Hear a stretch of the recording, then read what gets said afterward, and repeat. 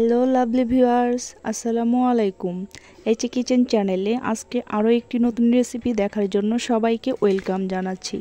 আজকে ডিমের একটি রেসিপি শেয়ার করব।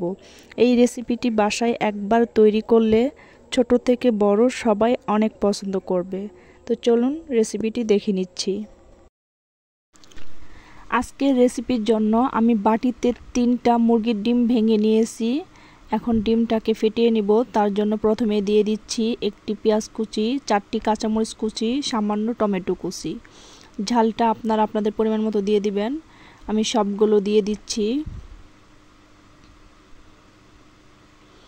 এখন এখানে দিয়ে দেব হাফ চা চামচ লবণ,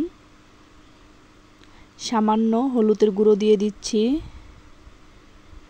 এখন একটি কাঁটা চামচ দিয়ে ডিমটাকে ভালো করে ফেটিয়ে নিচ্ছি।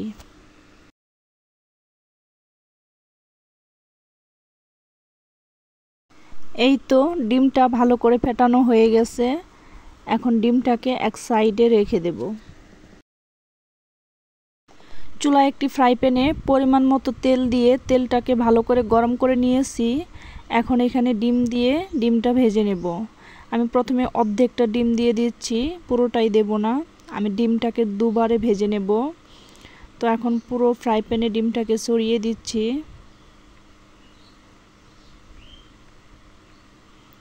এখন ডিমটাকে কিছুক্ষণ এভাবে রেখে দেব ডিমটাকে সেট হওয়ার জন্য।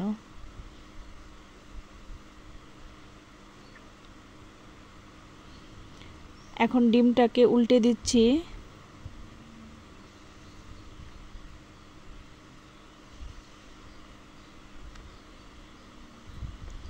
ডিমটাকে উল্টে পাল্টে ভেজে নিচ্ছি। তারপর ডিমটাকে আমি কেটে নিচ্ছি। আমি এখানে ডিমটাকে ছোট ছোট করে কেটে নিচ্ছি। আপনারা আপনাদের পছন্দ মতো ছোট বড় করে কেটে নিতে পারবেন। তো এখন আমি ডিমটাকে ভালো করে উল্টে পাল্টে ভেজে নিলাম। ডিমটা ভাজা হয়ে গেছে। এখন ডিমগুলো তুলে নিচ্ছি।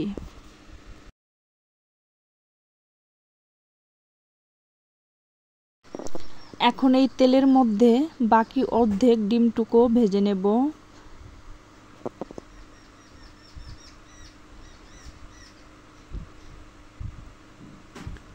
ডিমটাকে উল্টে পাল্টে ভেজে কেটে নিলাম। এখন ডিমটাকে তুলে নেব।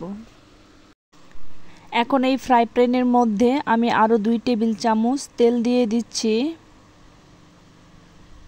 তেলটা গরম হয়ে গেছে। এখন এখানে আলু দিয়ে দিচ্ছি। আমি এখানে ছোট সাইজের 3টি আলু এভাবে কেটে নিয়েছি। আপনারা চাইলে আলুটাকে কিউব করেও কেটে নিতে পারবেন। তো এখন আমি আলুটা দিয়ে দিলাম। এখন এখানে দিয়ে দিচ্ছি 2টি পেঁয়াজ কুচি, 1টি রসুন কুচি। পেঁয়াজ আর রসুনটাকে দিয়ে দিলাম। এখন সামান্য লবণ দিয়ে দিচ্ছি, হাফ চামচ লবণ দিয়ে দিলাম। এখন লবণ দিয়ে ভালো করে নেড়ে চেড়ে মিশিয়ে নিচ্ছি।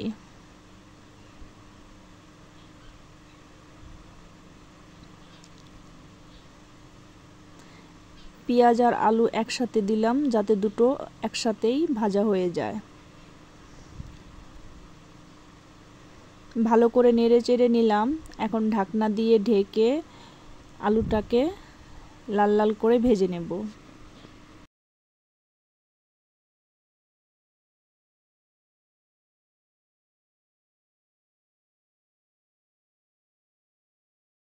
আমি ঢাকনা দিয়ে ঢেকে আলুটাকে ভালো করে ভেজে নিলাম। তো এই দেখুন আলু আর পেঁয়াজ দুটোই ভাজা হয়ে গেছে আর আলুটাও 80% মতো সেদ্ধ হয়ে গেছে। তো এখন এখানে দিয়ে দেব টমেটো।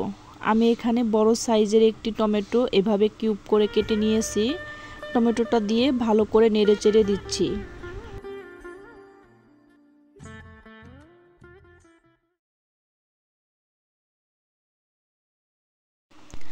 ভালো করে নেড়ে চেড়ে দিলাম।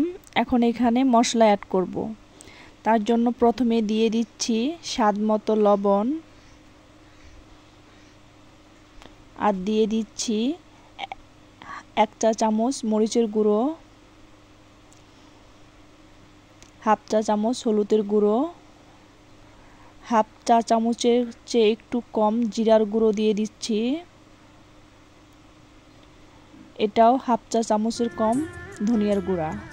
এখন আবারও ভালো করে নেড়ে চেড়ে নেব।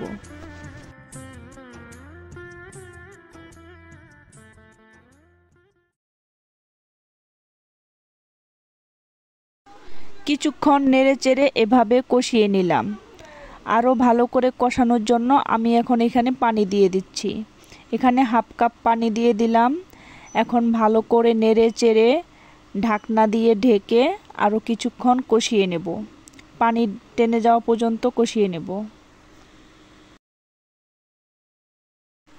তো এই দেখুন আলু আর টমেটোটাকে ভালো করে কষিয়ে নিলাম। আলু আর টমেটো থেকে তেল ছেড়ে দিয়েছে। এখন আবারও একটু নেড়ে চেড়ে নিচ্ছি। ভালো করে নেড়ে চেড়ে নিলাম। এখন এখানে দিয়ে দেব ঝোলের জন্য পানি। যে যেমন ঝোল খাবেন সে অনুযায়ী পানি দিয়ে দিবেন। তো আমি এখানে এমনভাবে ঝোলের পানিটা দিয়ে দিচ্ছি যাতে করে আলুটা ডুবে থাকে।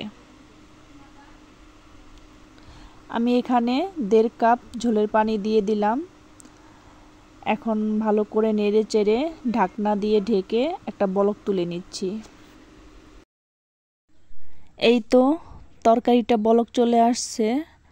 এখন এখানে আগের থেকে ভেজে রাখা ডিমগুলো দিয়ে দেব। আমি একে একে সবগুলো ডিম এখানে দিয়ে দিচ্ছি।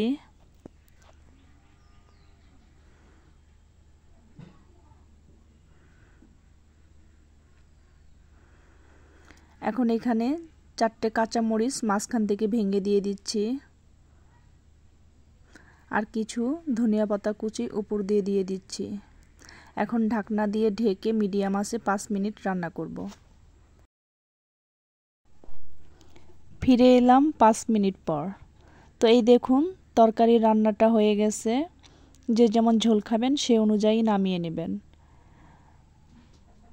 এই তরকারিটা গরম ভাতের সাথেও পরিবেশন করতে পারবেন, আবার রুটির সাথেও পরিবেশন করতে পারবেন।